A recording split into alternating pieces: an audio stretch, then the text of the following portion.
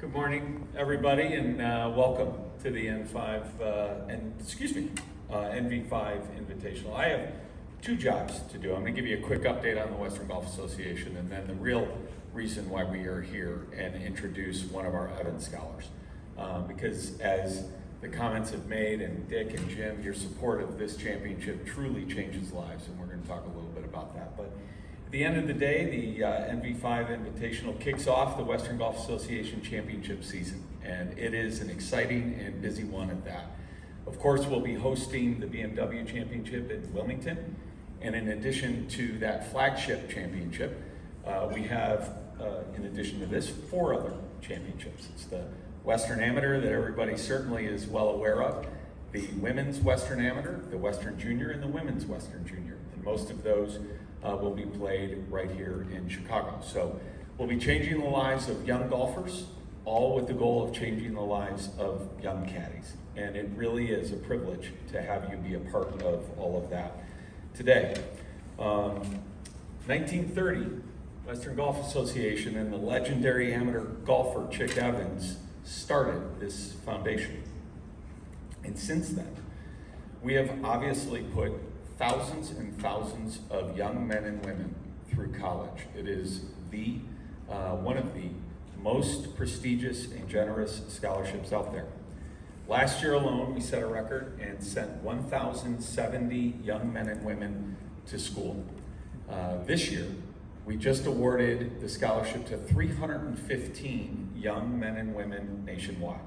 And so when we talk about changing lives of 315 individuals, that number grows exponentially when you talk about their parents, their grandparents, their aunts, their uncles, their teachers, and their siblings, as they are all inspired by the perseverance that our Evans Scholars show.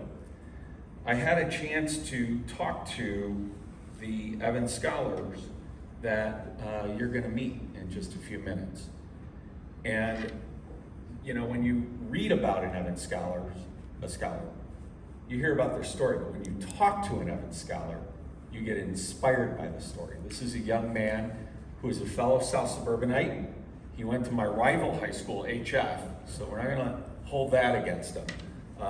But he showed the kind of perseverance that the golfers in the room that want to be on the big stage have to exhibit in their practice. And so if you want to be inspired, you think about a young man who lived in a few different homes. He moved and didn't have as much exposure with his parents as they tried and fought like heck to get him into a position to succeed. Johnny, I'm going to call you up to the stage, so start walking up here. But it's exciting to celebrate and hand out a trophy, right, on a Sunday and at the end of a competition. That's exciting. It's moving when you hand out a letter to a young man or woman whose life is going to be changed.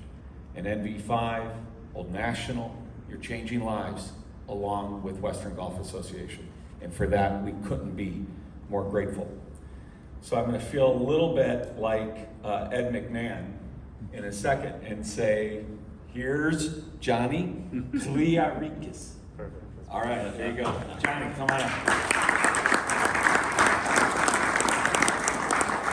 Thank you all for having me. I'm honored to be here, and I'm grateful for the opportunity to speak to you guys.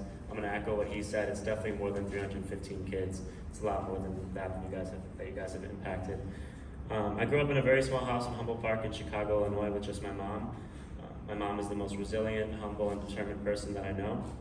My mom wasted no time in teaching me the value of a humble heart and an enduring mindset, and she taught me very early on that the things you have to sacrifice for are often the most rewarding. During my 8th grade year, one of my friends, family friends who I'd known for a while, brought up in conversation a job called caddying. Obviously, the money was an intriguing factor, but the thing that caught my attention was what they explained after. They told me that the caddies that worked the hardest, stayed the longest, and did well academically have a chance to earn a full tuition and housing scholarship called the Evans Scholarship. My mother, who often believed in me more than I did, made the decision to move to Flossmoor so I could have the opportunity to caddy and earn the scholarship, while she continued to travel back and forth to Chicago for her own work. When I started caddying in May of 2017, I didn't get a loop for 2 months. I still came in every morning at 6 a.m. and left every night at 6 p.m. And after 2 months of sitting in the bag room, a golfer finally took me out, and I remember coming home to my mom bragging about the $60 I made. I ended up caddying a total of 63 loops from July to August, so that's 2 a day. I remember looking back thanking God that I didn't quit. I sacrificed a lot of time sitting in that bag room waiting for a loop, but the patience, humility, and confidence that it taught me, not only on the course, but were absolutely worth it, and I would, without hesitation, do it all over again. Over time, my mom and I realized that there were a lot of other sacrifices we would have to make. My mother, who was eventually diagnosed with cancer and sustained multiple injuries traveling, still worked tirelessly so that I could caddy and focus on school. I remember being in second period English when my phone rang and I saw that it was my mom. I raised my hand and pretended to go to the bathroom, and I answered.